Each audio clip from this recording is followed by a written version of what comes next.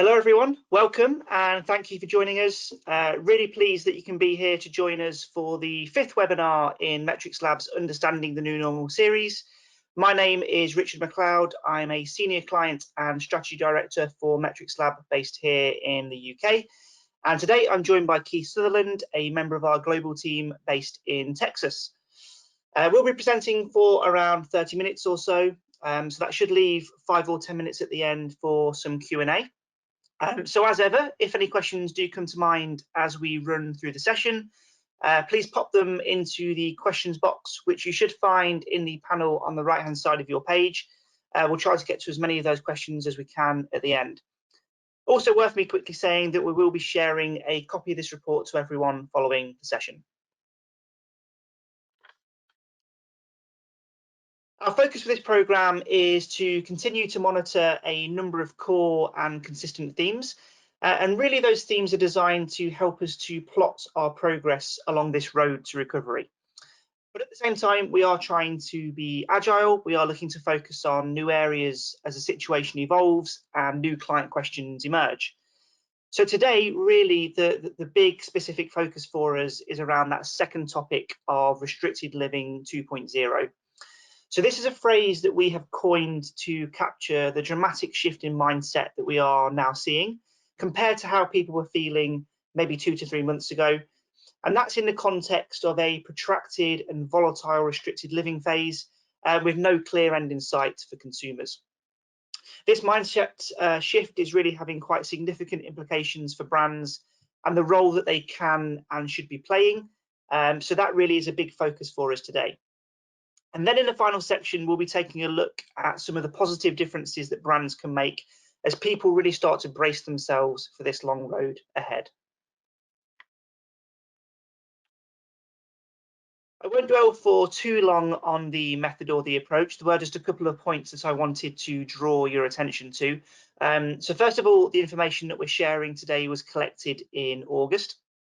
Second of all, it's really important to us that we are presenting a holistic learning programme. So that means that we're piecing together survey data from our tracking study and then fusing that together with social insights, trusted external data sources and inspiring brand case studies. We find that rounded 360 perspective is quite useful for us. It enables us to understand and monitor what people are feeling and how they're behaving. But also it's really powerful to help us to understand what are the opportunities for brands to intersect and make a difference.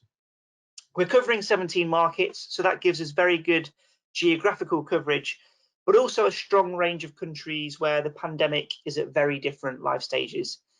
So quite often you'll see that we make these cross-country comparisons in our analysis, and that's really important. It gives us a sense of how the situation is likely to evolve over time. So now we'll head into the findings and we'll start with the perspective around how far from normality people think we are. This is a really core metric for us. It's something that we track and monitor on a monthly basis.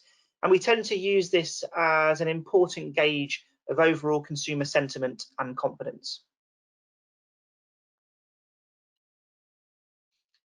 In the last couple of months, we have started to leverage this framework that helps us to plot our progress along that road to normality. We know that the situation around the world continues to be incredibly fragmented. It's changing very quickly. It's changing all the time.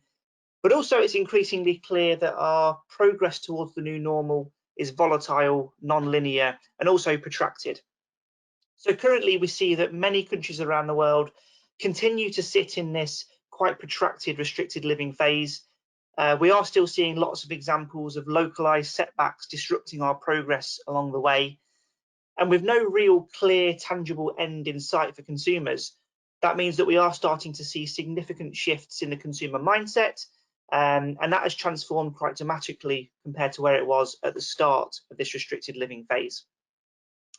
So now we believe that it's more important than ever before for clients and businesses to keep their finger on the pulse of this changing situation within each country. It's crucial for businesses to be identifying how that is influencing our attitudes and behaviours. And then businesses should be setting themselves up to be quite agile, to be in a position to adapt those strategies accordingly. Now, this volatility is very much reflected in this month's return to normal tracking. So this is where we ask people how far from normality they think they are. It's a chart that we read from left to right. So the closest to the right-hand side a country flag is, the closest to normality the people in that country feel they already are. Now, August is actually the second month where our global average has not increased. So if you contrast that with May and June, in both of those months we were seeing steady and positive progress. In both months we saw a 6 percentage point increase in this metric. But in July and August, that progress has very clearly stagnated, and that feels very significant. It provides clear evidence, I think, that people are starting to lose confidence that we're on the right track. Of course, though, the situation around the world does remain fragmented. For example, we do continue to see quite a clear regional divide. Asian countries typically are feeling most confident about that return to normality. And that contrasts quite sharply with the US, for example. So the US is a country where the population currently is feeling further and further away from normality. And that news comes as the number of US cases recently passed 6 million. And of course, we do continue to see wide criticism for how the crisis has been handled in the USA.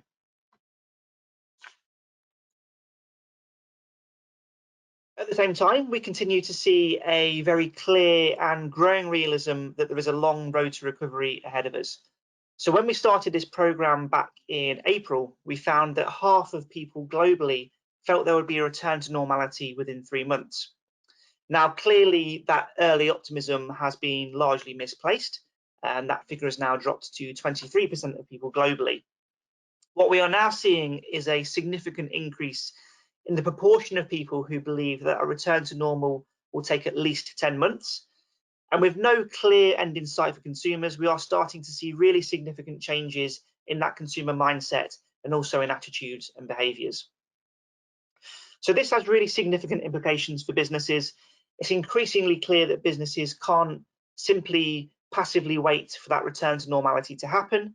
But also, I think there is a need for businesses to move beyond temporary fixes and short-term strategies, and for businesses now to really start to become serious about developing those longer-term strategies for coping with this prolonged and volatile period of uncertainty. So with this context in mind, in August, for the very first time, we've coined this phrase of restricted living 2.0. So this is a phrase that is designed to capture the idea that people's mindset, their approach, is transforming very, very quickly compared to where it was perhaps back in April or May, when the pandemic had first started to disrupt our lifestyles and our routines. So what defines this restricted living 2.0 phase? Well, first of all, the proportion of people believing that there will be this swift return to normality has halved. So we see a growing acceptance of a long road ahead. But also we see significant changes in how people are feeling. At the start of the pandemic, of course, people were cautious. So we did see high levels of both caution and anxiety. But at the same time, people were also feeling hopeful. So people were hopeful of a swift recovery. That hope now has significantly receded, and it's been replaced by higher levels of tiredness and weariness. So in this new phase of the pandemic that we're entering, we're now faced with a cautious consumer, a consumer that lacks confidence in that return to normality, and a consumer that's increasingly weary and frustrated with the situation. So of course, this has really significant implications for brands and the roles that brands can and should be playing. So in this early quarantine living phase back in April, people were actually facing the situation with a certain degree of novelty and curiosity. It was a period that was defined by consumer creativity. People were looking to make the most of this time. People were experimenting with things like Dalgona coffees and quarantinis. And during this time, there was a significant opportunity for brands to fuel that consumer creativity and to provide fun and inspiration. Fast forward to August and restricted living 2.0, and we now have a cautious consumer, a consumer whose main priority really is to navigate these different challenges more easily and more safely.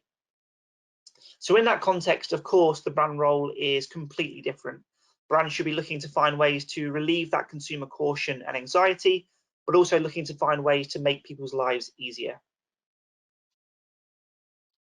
So that context is really important as we head into the next chapter. Keith will be talking us through how consumer needs are changing in more detail as we enter this new phase of the pandemic.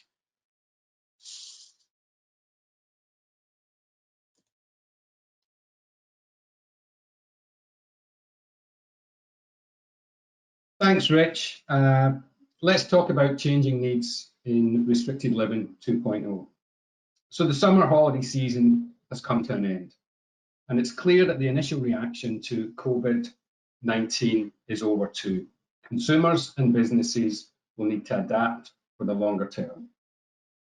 In the next chapter, I want to really share our learnings, our point of view on these changing needs and what this likely means for brands. So Restricted Living 2.0 brings new challenges to consumers. First of all, they're challenged in this pursuit of normalcy.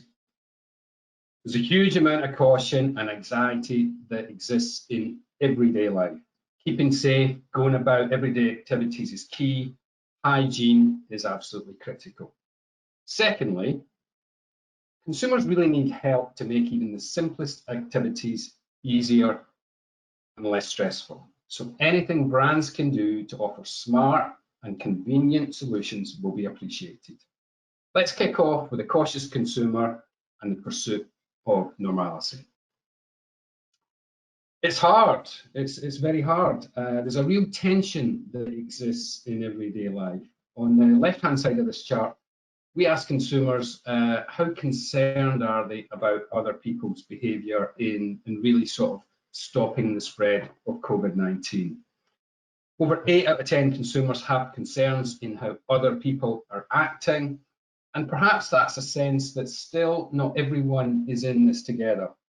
And this is a familiar theme that we've seen through the last sort of 5 or 6 months. We call this the me versus we existence. I think we'd want to see more people in this we camp.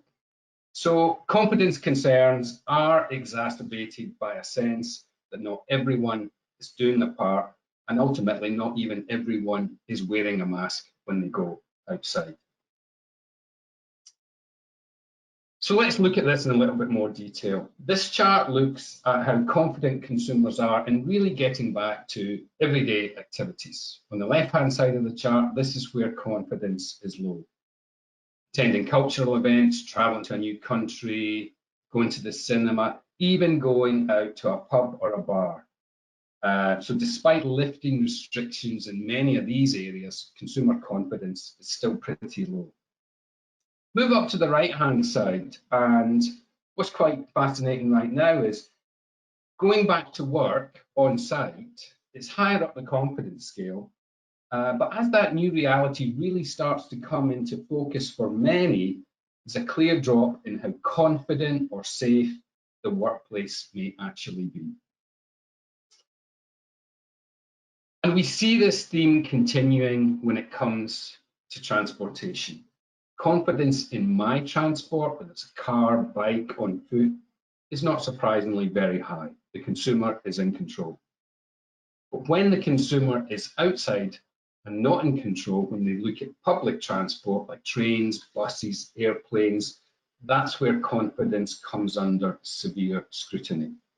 So it's clear that businesses and brands will need to take a long, hard look at how they address these ongoing concerns as the consumer journeys on in the pursuit of normality. So what's really holding back this cautious consumer from resuming some of their much loved activities? Two main themes came through very clearly. Number one, safety, a feeling that it's simply not safe enough to do the activity, and enjoyment with all of the restrictions in place. The activity or the experience itself is simply not enjoyable. The implication for brands here is addressing sort of hygiene concerns are absolutely critical, and on the enjoyment front, anything that brands can do to make those activities safer and less stressful will be really important. So let's look at a couple of examples. How can brands actually prove that they're doing everything they can to ensure safety and start to inspire that confidence? We've got three examples here. The first one, Hilton Hotels, and really many other hotels for that matter, are actively showcasing their clean stay program. So what they've done is they've partnered with Lysol, a cleaning brand, and they're really sort of communicating enhanced cleaning procedures for all of those high touch areas. And it's a way to demonstrate that Hilton is taking hygiene and safety concerns very seriously. In the middle, Uber, rideshare app, they've recently introduced this no mask, no ride policy for both drivers and clients. And that new rule has been absolutely central to their global communication in recent weeks. Thirdly, Asda, trolley wash, or as we say in America, carts. This was the first sort of UK supermarket to actively trial something that they call a trolley wash. It's very visible, it's in the parking lot, in their stores, and it's a way to really sort of showcase to their customers that they are using sort of tangible and innovative ways to inspire confidence in actually sort of shopping at that particular store. So lots of different ways that brands can start to inspire confidence. Let's stay on this theme of hygiene for a little bit. Contactless and low activities are here to stay. When we look at everyday shopping, self-checkout growth, McKinsey recently reported that almost 80% of consumers intend to continue or actually increase their use of self-checkouts post-COVID-19. And again, if you think about sort of shopping, e-commerce has exploded. There's been massive adoption for all sorts of categories, but that has implications for brands because brands will need to consider sort of new packaging options for optimization on the delivery side of the equation.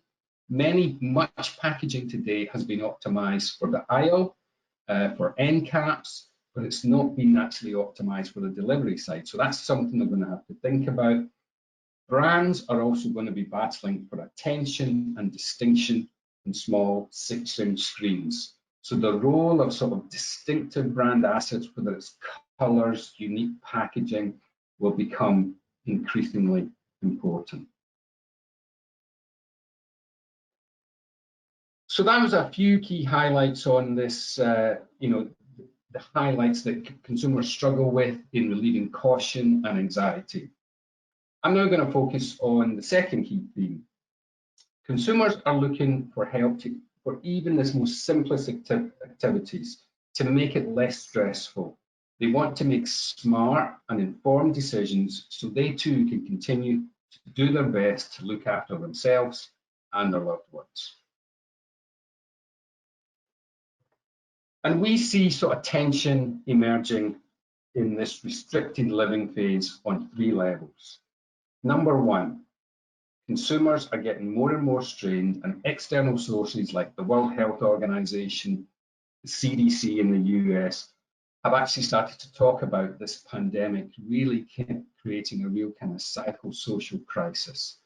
And that's actually been seen in terms of the UK and the US, where levels of depression are increasing, and it's a real concern that consumer is strained. Secondly, people are forced to prepare more meals for more people, and that's creating tension in the kitchen, which we know is already being used for much more than cooking these days. And thirdly, consumer tension exists in terms of trying to eat more healthy, right? Almost 70% of consumers are focused on doing that, but that's being challenged by the onset of the tired and weary consumer in restricted living 2.0. So how can brands help? We believe they need to continue to support the desire for consumers to be their best self, but offer support in kind of caring and convenient ways. So what we've done here is we've looked at just basic cooking as an example of this. With time on their hands, with concerns going back to restaurants, 88% of kind of global consumers are actively, preparing meals from scratch. They're interested in health, scratch-based cooking, but at the same time, there's a real desire for convenience, ordering sort of pick-up, takeaway, ready-made meals. So there's several ways that sort of brands can respond, even here. Helping consumers make smart decisions on health and well-being. That could be menu planning, it could be healthy shortcuts, access to inspiring brand content, or even just sort of simplifying the purchase and usage journey. Remember the shopper trolley wash from Asda, that was a nice example of trying to sort of simplify that journey. Even using products themselves, clear instructions, nutritional content, right-sized formats, packaging. All of this can go a long way to ease the burden for consumers. And we'll just bring this to life with sort of, with 3 examples here. Again, staying on the topic of sort of health and well-being. Look at HelloFresh, that's a meal kit delivery brand. In the second quarter, their sales jumped 122% as consumers were really embracing this need for health and freshness. At the same time, a group of Americans are sort of prioritizing, making ends meet when they cook, and they sort of prioritize just getting enough basic nutrition. And Spam, which is a very sort of convenient sort of canned chopped meat brand, has really seen, their sales massively improve over the past 6 months also. So this real dynamic of convenience and freshness, and that's what the consumer is challenged with. Thirdly, the consumers are also seeking out ways to help protect themselves from coronavirus. So the market for immunity supplements and vitamins has grown during this pandemic. The pandemic is also stimulating big demand for sleeping remedies as a way for consumers to cope with some of the stress, maybe alleviate some depression, and help with sleep deprivation. So this tension exists in many ways across everyday life. And then one other, quite sort of cool example, and this is about sort of mindful snacking. And this comes from Mondelez. What they've done is they have started to sort of place nutritional content at the front of packaging, along with guidance on portion control. So the company is actually allowing the consumer to make informed and smart decisions. And it's all about helping them with daily rituals, giving them a sense of daily satisfaction in a healthy and convenient way. So in this chapter, we've looked at restricted living 2.0. It brings new challenges to consumers in the pursuit of normalcy, and also a need for brands and businesses to help consumers' everyday life just make it a little bit easier. I'm going to hand it back to Rich, who's going to build on this from a brand perspective. Over to you, Rich.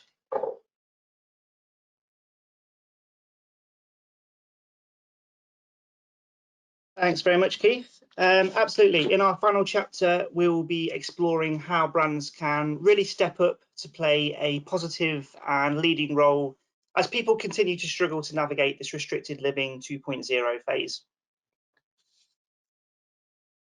It's worth me starting by reiterating that we do continue to see significant opportunities for brands to play a positive role during this crisis. And that's a view that is very clearly shared by consumers. And actually, it's something that hasn't really changed since the very first weeks of the pandemic.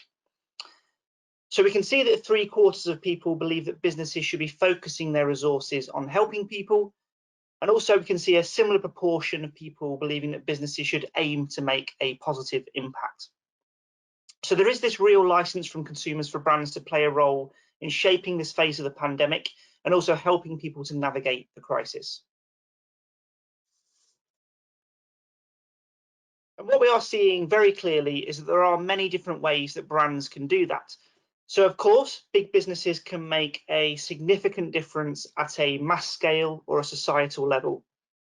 That's something that Unilever have admirably done by contributing more than 100 million euros in aid to continue helping hard-hit community suppliers and employees, And also similarly, we've seen that Vodafone in the UK has been providing free unlimited data for NHS and care workers, as well as a significant number of vulnerable customers. But also it's very evident that consumers do still really appreciate that more intimate personal help. That's something that Dixie in the US has recognized. So Dixie is a US paper product business. They've recognized the increasing stress that people are coming under during COVID-19, and therefore they ran a competition where people could enter, they could explain some of the stresses, some of the extra pressures that they're coming under during this pandemic period. And then Dixie chose winners where they would offer to take some of these things off the plate of those people. So offering to kind of relieve the stress and reducing some of those tasks that are making life harder during this time. This was a campaign that was very, very positively received. It enjoyed lots of social engagement, and really it was a great example of the different ways that brands can make a personal, positive difference to consumers. Brands also have the opportunity to make a positive difference on this more personal level when it comes to helping people to prepare for some key moments of celebration during this new phase of the pandemic. So first of all, if we take Christmas as an example, people are already wondering what Christmas will be like and how it's going to be disrupted by COVID-19. Google Trends paints quite a clear picture, so we can see lots of people increasingly searching for this term COVID Christmas. Actually, incredibly, this was something that started all the way back in March, right at the beginning of the pandemic, but we have really seen that start to accelerate in recent weeks. Also on Twitter, we can see lots of examples of people worrying about the upcoming festive season, and that's a growing and trending topic across lots of different social media platforms. And also we can see some quite fun and interesting examples of businesses already adapting with their decorations and their items that are starting to acknowledge this new normal Christmas that's already on the horizon for lots of consumers around the world. So in this context, we clearly have lots of consumers who are very concerned that along this long road to recovery, a number of key moments of celebration are likely to be disrupted or perhaps not even be possible at all. In that context, there is a huge opportunity for brands to reimagine some of these events, to help people to prepare, help people to look forward to these events with more positivity and more hope. Hershey provides a really instructive example in the way that they've been making preparations for this year's Halloween season.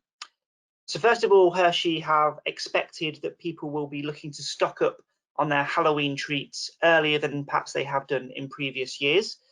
So therefore, Hershey has been partnering very, very closely with retailers to ensure that their products are on the shop floor as soon as possible.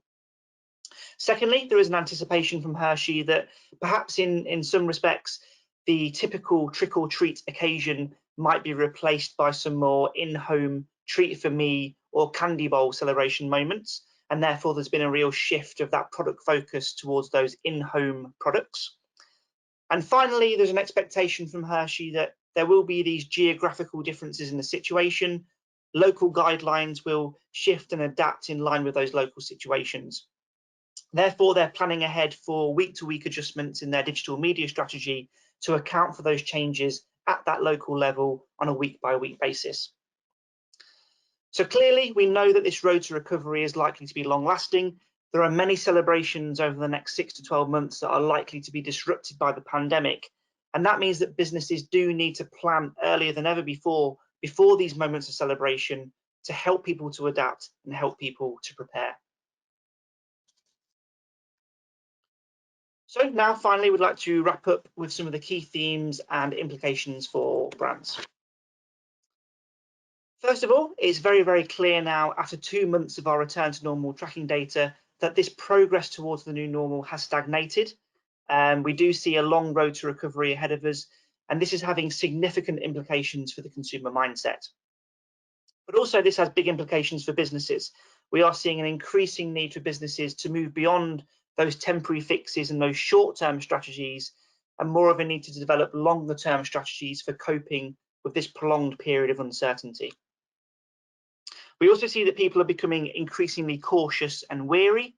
There is a need to reassure that hygiene standards are being met, and that reassurance needs to be more tangible than ever before. We also see a rising tension as this restricted living phase runs on and on.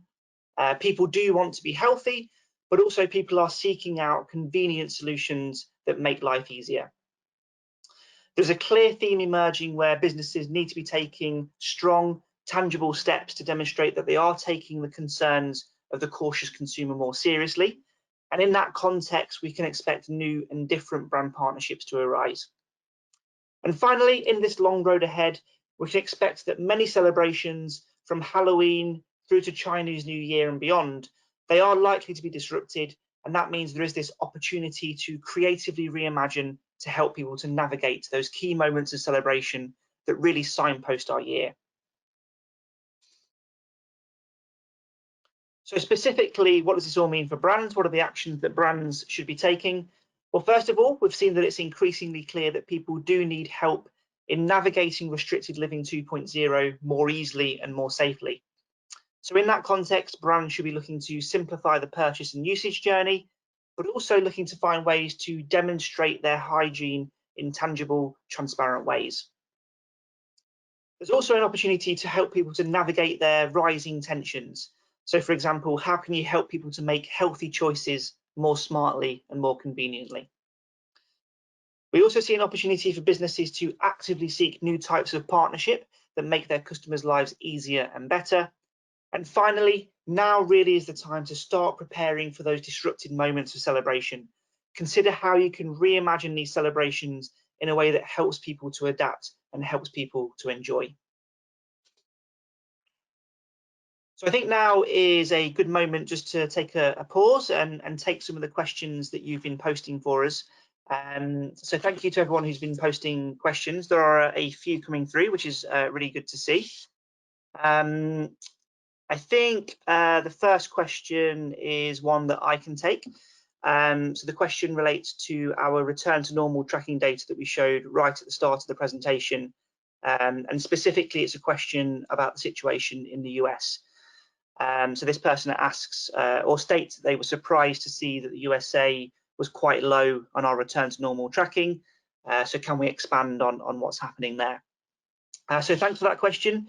A really interesting point and something that we have discussed a couple of times in the last few weeks. Our view is that this return to normal ranking, if you like, in the USA is actually probably quite reflective of a more general sense of confusion that we are now seeing in the US, and something that has emerged in the way that the crisis and the pandemic has been handled in the US. So if we take one example, which is the wearing of face masks, I think it wasn't until perhaps July when that was first introduced and kind of came into force in the US. So clearly much later than many other countries around the world, including many European countries. And even when that did come into play in the US, I think there was lots of mixed messaging coming out from the central government, but also from individual states as well. It just left people with a kind of a huge sense of uncertainty around what was the right course of action to take, and what are the guidelines that people should be following. And that's just one example. I think we've seen a high level of confusion and mixed messaging around a number of other topics related to the pandemic as well. So I think that's all coming together. I think that is reflected in this declining sense of confidence that we are now seeing in the US. That is why the US consumer is feeling further and further away from normality over the last couple of months. And also, unfortunately, from a pandemic perspective, there's no sign of this abating. The number of daily cases in the US, I still think was very high in August. So in that context, it is a very, very difficult period for the US. It's something that we'll keep a close eye on in the coming months, particularly as we move towards the US election. Okay, second question. So I think this question probably is best for you to answer, Keith, if I can pose this one to you. It relates to the section we had around people resuming key activities and feeling confident about doing key activities again. So really the question is, what is holding back consumers from resuming their key activities? We know that you mentioned safety and enjoyment, but what are the likely implications for brands in this space? Okay. Good question, and thanks for asking that.